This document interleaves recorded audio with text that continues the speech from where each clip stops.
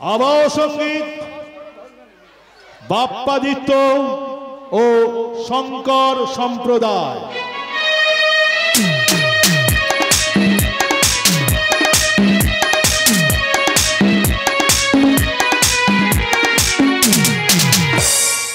আলোক সম্পাদে বাপি electric.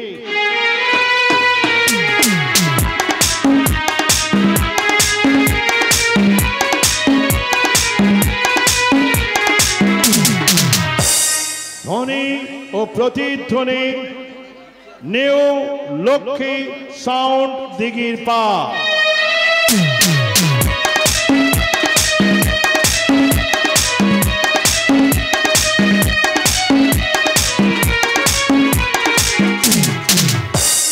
রূপসজ্জা ও ভূষণ পরিচর্যায় রূপসজ্জা সাজঘর।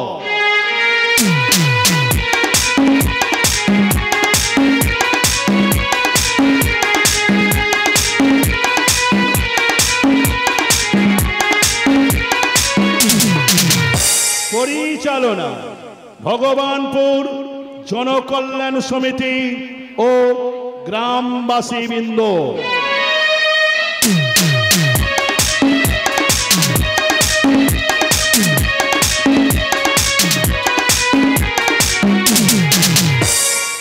সম্পাদনা, নির্দেশনা, দৃশ্য পরিকল্পনায় আপনাদেরই আশীর্বাদ ধন্য অলোক নস্কর।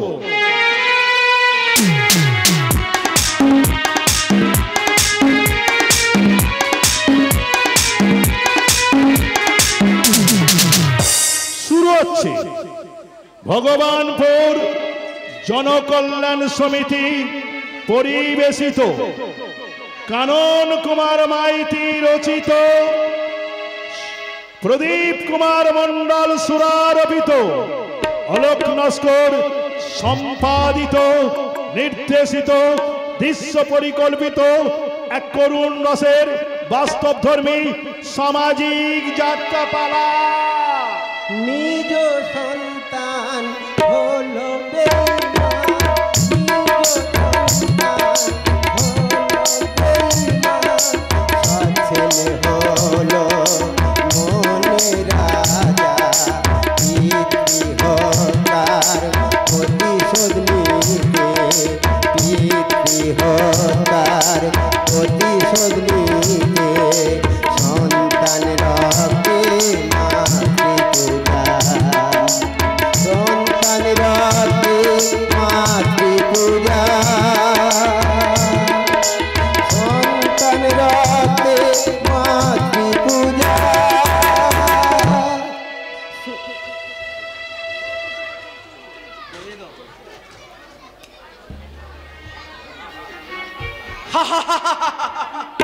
আজ আমার ভাইয়ের জন্মদিন।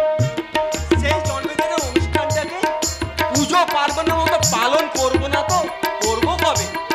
ও তো শুধু আমার ভাই নয়, যেন অনুজ্জ লক্ষণ।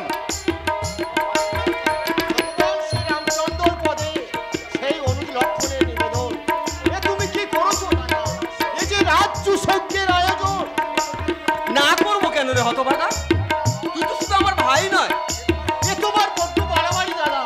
আমার মতো একটা রাস্তার ছেলের জন্য প্রতি বছর কি বলবি আরেকবার বল। এ কথা তো মিথ্যা নয় দাদা। তুমি আমাকে রাস্তা থেকে মানুষ করেছিলে। তোকে নিজের ভাইয়ের মতো লেখাপড়া শিখে মানুষের মতো মানুষ করেছি। সমস্ত কারবারের মালিকানা দিয়ে তোকে বসিয়েছে এই সেন চালকের পরিবারের আসনে। দাদা তুই একথা বলতে পারলি? তাহলে কি আমাদের এই স্নেহ মায়া মমতার কোনো দাম নেই? ও কথা বলো না দাদা।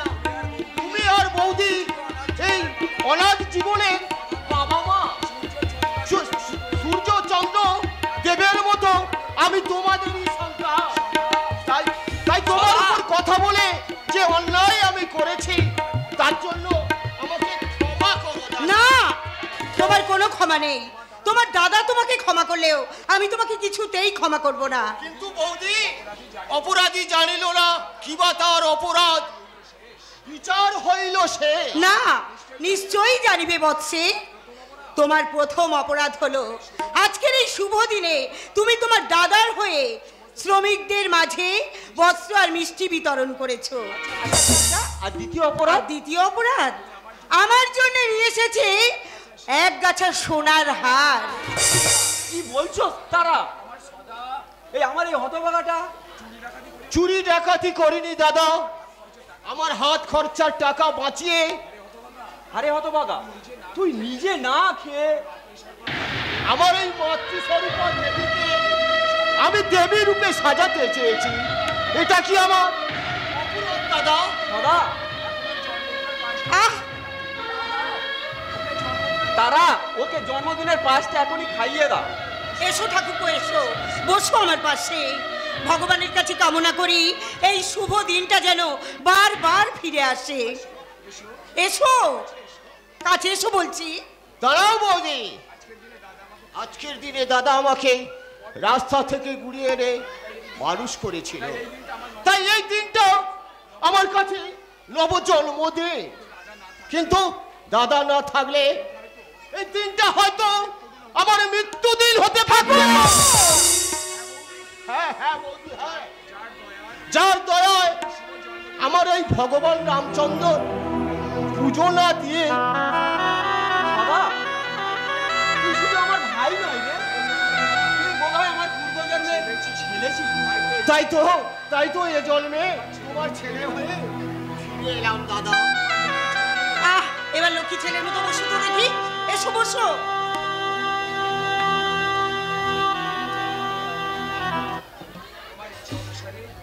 এসো, আর তোমার ইচ্ছা অনুসারে এই পায়েস আমি প্রথমে তোমার দাদার মুখেই তুলে দিচ্ছি।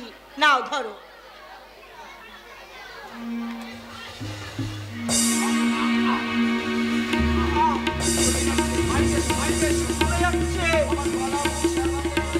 আমার গলা বুক ধর্মাঙ্গ জ্বলে যাচ্ছে। কি বলছো তুমি? আমায় তুমি কি খালে দাদা? আমি আমার সর্বাঙ্গ জ্বলে যাচ্ছে। কি বলছো? লাগু না, এ হতে পারে না। এ তুমি কি বলছো?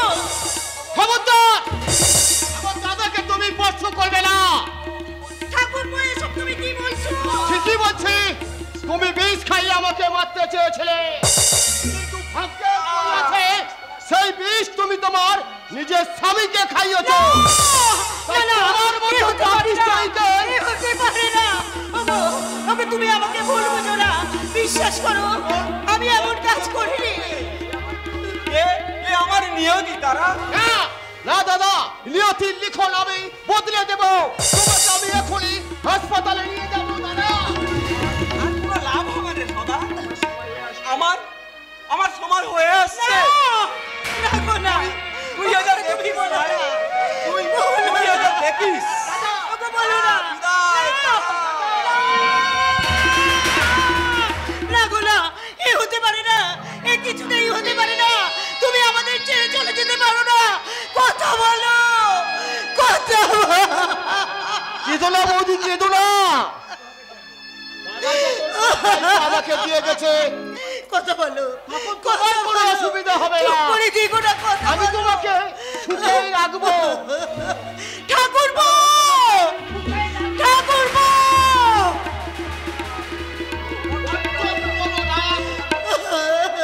ওই লোকটা নতুন করে কিছু ভাবলে বোধহয় ভালো হতো। ছি ছি ছি ছি ছি ছি, এত নিস তুমি, এত হীন তোমার পবিত্র, তাই তুমি জোর করে তুমি নিজের হাতে তোমার দাদাকে। মিথ্যে কথা, তুমি নিজের হাতে দাদাকে খুন করেছো। না, হ্যাঁ হ্যাঁ হ্যাঁ, তাই আগামীকাল সংবাদপত্রের প্রথম পাতায় ছবি দিয়ে ছাপা হবে। তোমার এই নাটকীয় ফলাও করে ছেপে দেওয়া হবে। না, হ্যাঁ হ্যাঁ হ্যাঁ, হতে পারে না। তাই বলছি, যদি আমার কথা মতো চলো আর ওই তোমার তিনটে ছেলের গলা টিপে মেরে না, ওদের বাবার সাথে পুড়িয়ে দেব। তারপর তোমার সমস্ত পাপ আমি টাকার জোরে চাপা দেব। না, না, ঠাকুরপো, না, বলো না। না, না, ছেড়ে দাও, ছেড়ে দাও, ছেড়ে দাও বলছি, ছেড়ে